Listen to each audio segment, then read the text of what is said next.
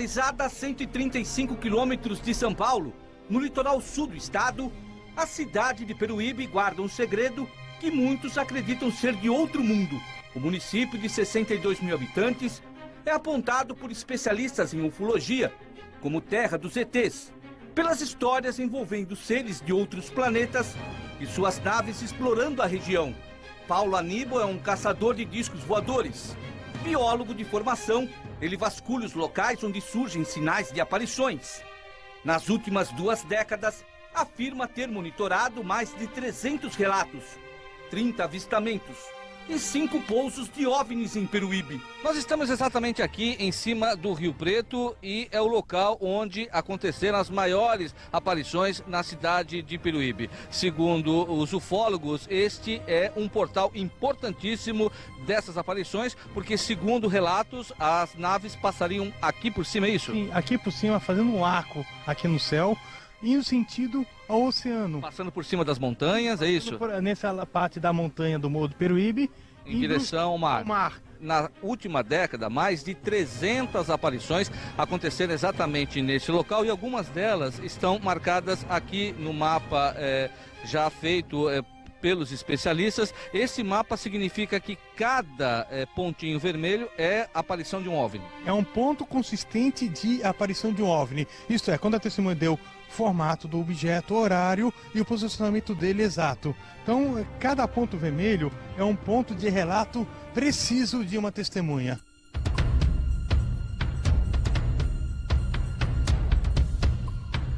Um dos últimos relatos é um disco voador em forma de um peixe conhecido como arraia, meio arredondado com uma espécie de cauda atrás, que fez o voo rasante aqui. Onde ele fez voo rasante, deu blackout, faltou luz. Faltou luz na cidade. Faltou luz no bairro.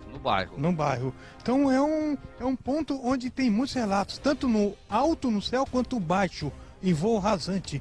E normalmente 70% é à noite. Por que eles acontecem à noite e usam exatamente essa rota? Porque aqui é o ponto de entrada dessas naves espaciais, na opinião de você, que é um especialista que há 2 décadas vem estudando a presença de extraterrestres aqui na região de Peruíbe. A gente acredita em 3 fatores. Primeiro, o fator da natureza. Aqui é a Jureia, é a porta de entrada da Jureia, protegida pela Unesco e Patrimônio da Humanidade. Por quê? Só existem espécimes de plantas e animais aqui, que não existe em nenhuma parte do mundo.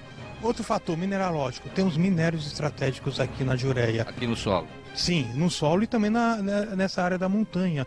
Então eu acho que é um fator importante a se considerar. Terceiro fator, é o fator da anomalia magnética do Atlântico Sul. Como Peruíbe está no litoral sul do estado de São Paulo, está inserido nessa anomalia magnética, então eu estou vendo ligação com esse fenômeno. Na encosta da serra, pela estrada que liga a cidade à praia da Jureia, uma parede rochosa bem na beira da curva chama a atenção de quem passa pelo local. Aqui, segundo os místicos, está localizado um dos principais pontos de balizamento de naves espaciais, a Pedra da Serpente.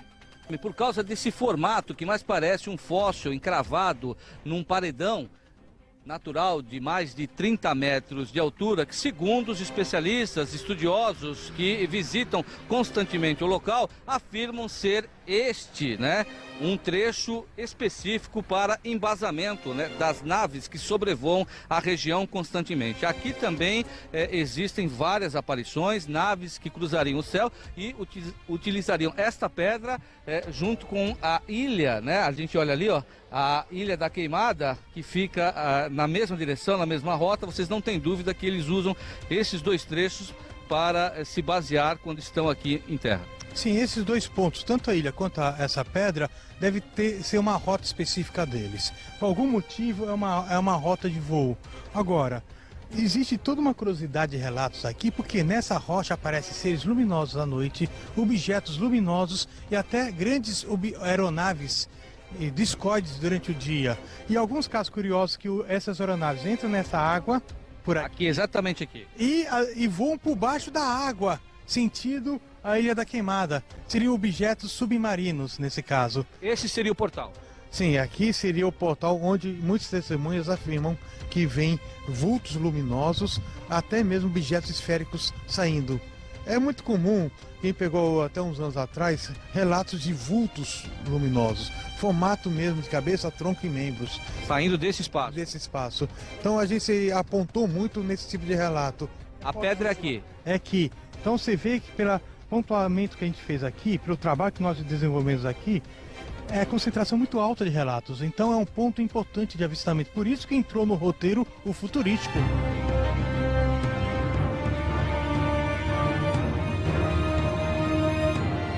A poucos quilômetros da Pedra da Serpente, numa casa encravada no meio da serra, encontramos um morador acostumado a avistamentos de objetos voadores não identificados. O artista plástico Marco Antônio Carrara vive há 40 anos num ponto onde diz ser constante a presença de UFOs. Ele presenciou 3 vezes discos voadores, naves espaciais passando por aqui. Qual foi a que mais impressionou o senhor? Como é que o senhor se sentiu na hora?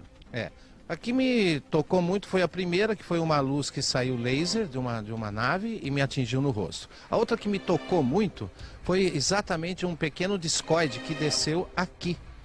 Aqui onde tem esse palmito e essa comida de bicho preguiça que a gente chama, né? Essa outra árvore ali do lado, elas eram pequenas e cresceram, tá vendo? Mas o discoide veio exatamente onde está essas três... Pairou sobre as árvores? Sobre as árvores não, desceu bem aqui, ó. Bem aqui em cima, onde tem essa pedra, desceu, eu estava aqui, na casa de pedra onde tem os vidros ali. Eu estava naquela sala. E quando o senhor viu a nave pousando exatamente aqui, qual foi a sensação? O que o senhor pensou? A minha reação, gozado, eu nunca tive medo, né? Porque as pessoas às vezes têm medo, né? Eu me aproximei mais perto da janela, fiz a imposição de mãos, né? Para receber a energia, fechei os olhos e fiquei observando. Abri os olhos, fechava, abria e ficava observando. E a nave na minha frente, com várias cores em volta, né? E ela pairando mesmo, por um bom período, né? E depois ela foi se afastando e foi embora.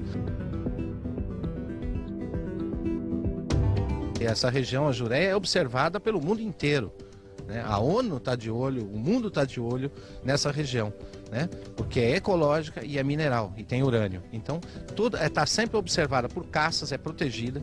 E quando eles veem uma luz lá, eles têm que sair atrás. E quando eles chegam perto da luz, aqui, quando o caça chega perto, ela simplesmente desintegra e some. Nós estamos agora na praia do Guaraú, a última habitada do município de Peruíbe.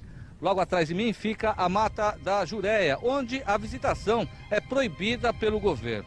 Aqui aconteceram as últimas aparições de OVNIs no município. 2 delas acabaram chamando a atenção dos moradores do povoado. Eu imagino o tamanho de um ônibus, assim, que ele tipo, tinha uma forma, o tamanho dele assim era tipo um Zeppelin, assim, sabe? Mas só que ele era dourado e assim, tinha a parte de janela assim que eu vi, né, na lateral dele assim. Ele tinha uma luz forte, própria luz dele assim, né, que ele resplandecia assim, foi indo, foi bem nesse vale aqui assim, e foi sumindo pra cá assim. Eu estava com a minha irmã, aí eu vim aqui no bar da minha avó e estava ela e a dona Neuza, que é uma moça que trabalha com ela. Aqui no bar, mostra aqui, ó, estamos aqui no bar quando? Faz aproximadamente uma semana atrás, mais ou menos. Aí nós viemos aqui e as duas estavam olhando lá nessa direção dessa montanha, 2 bolas de fogo, maior que 2 laranjas assim. E aí eu corri na minha casa para pegar a máquina digital para filmar, só que quando eu voltei já tinha desaparecido. E a trajetória dele está condizente com a trajetória dos outros OVNIs nessa rota aqui, exatamente no mapa, que passa por cima do Guaraú, que está aqui nessa rota. Então está muito condizente com a trajetória normal dos OVNIs aqui da região que ela viu. Por que normalmente a gente não consegue ver, porque todo mundo gostaria de ver e não consegue, por exemplo, nessas aparições serem constantes? Ou por que você acha que isso acontece? Porque nem todo mundo olha para o céu, primeiro. Segundo, está todo mundo ocupado com seus afazeres e ninguém está ligado nesse assunto. Terceiro, um bom horário para se ver é um dia totalmente límpido e à noite, que a luz chama a atenção. Então as pessoas comuns têm que começar a olharem mais para o céu.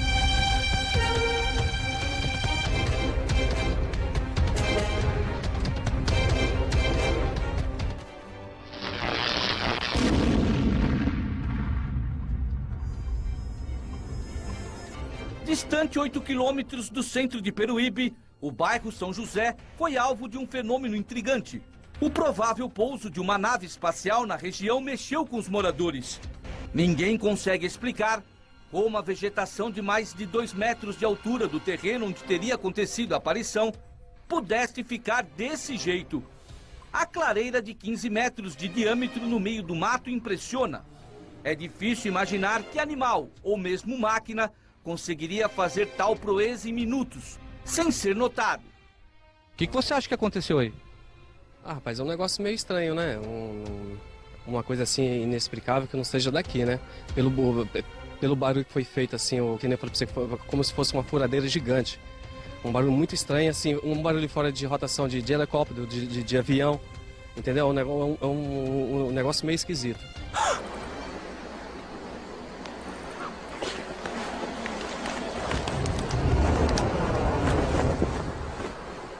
O aposentado Clodoaldo Ferreira, de 60 anos, estava cuidando dos cachorros no quintal vizinho ao terreno quando viu um clarão que tomou conta do bairro. Eu estava em casa, deitado. De repente, os cachorros começaram a ficar nervosos. Já quase se enforca os cachorros. Tudo daqui da geral da área. Quase. Aí o que acontece? Eu escutei aquele barulho. Parecia uma furadeira. Pensei que ia roubar o carro da minha filha, o Fusca. Aí quando eu saí pra fora, só vi aquele facho de luz subir. Como é que era o facho de luz? Era azul e vermelho. Quando de repente subiu. Assim. E depois aconteceu o quê? Aí deu conta. Não teve luz geral. Ficou assustado? Claro que eu fiquei. Até hoje eu tô arrepiado aí, ó. Aqui na nossa cidade já teve outros casos desses, né? De objeto não identificado. E a gente veio aí olhar o local, né? Virou ponto turístico aqui. Virou ponto turístico. Muita gente está vindo ao local para presenciar, né, esse fato. Este morador confirma que para a ufologia não é mais mistério. O garçom Paulo Roberto da Silva garante ter visto naves espaciais na redondeza em outras 3 oportunidades. A última no início do ano, num sítio da família. De repente para sobre mim assim, um objeto, né? Supostamente o disco voador mesmo em formato de um... Você viu? De um ovo, eu vi isso. Em cima de você? Eu vi isso. E aí ele ficou parado, e ali eu fiquei contemplando vários minutos, né? Porque eu fiquei encantado mesmo. Aí de repente, quando eu acho que depois de um bom tempo, ele saiu como se fosse um raio. Embora.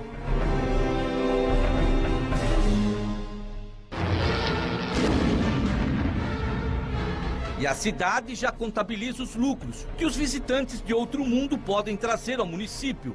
Peruíbe espera atrair mais de 500 mil de turistas já na próxima temporada. A grande vantagem é justamente ser um diferencial para a cidade, não só, acredito que no Brasil, mas até no mundo, porque os vários estudiosos que têm vindo aqui ficam assim...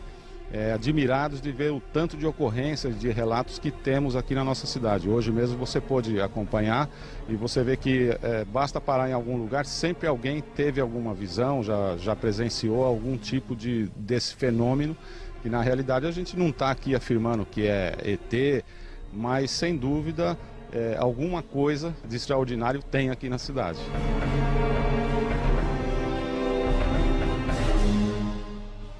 É também do litoral sul de São Paulo que vem o maior achado da ufologia brasileira.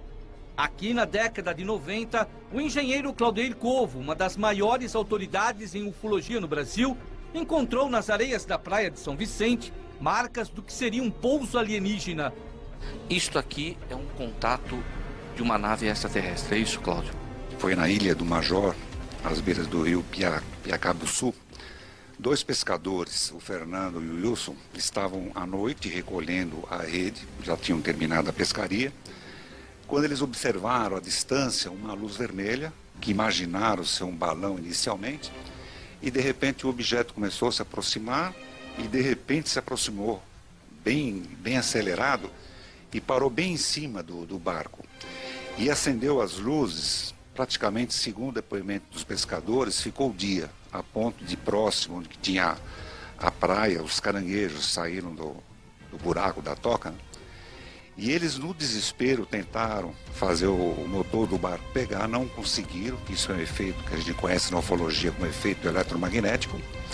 Eles não conseguiram fazer o barco pegar, tentaram se esconder dentro do barco, num canto que tem na parte coberta, e o objeto se afastou lentamente de cima deles e foi até a ilha do Major, desceu e pousou. Praticamente a grama estava completamente amarelada, conforme dá para ver nas fotos, e tinha 4 decalques no solo das sapatas do eventual pouso. E nos dias seguintes que nós estivemos com os pescadores, eles estavam bem traumatizados, e uma coisa interessante, eles estavam com as vistas os olhos completamente irritados. Isso é típico da alta intensidade luminosa, e ficou completamente avermelhado e irritado durante alguns dias. A descoberta é considerada pela ufologia mundial como uma das 10 maiores relíquias sobre a existência de vida fora da Terra. Nessa entrevista, em 2012, meses antes de sua morte, o ufólogo ressaltava a importância do achado. Esse caso, para nós na ufologia, é um caso tido como autêntico, um caso aceito pela ufologia brasileira e mundial, como a presença de um estranho objeto de origem desconhecida no nosso céu e no nosso território, aqui na cidade de São Paulo, né? Aqui no litoral paulista do estado de São Paulo.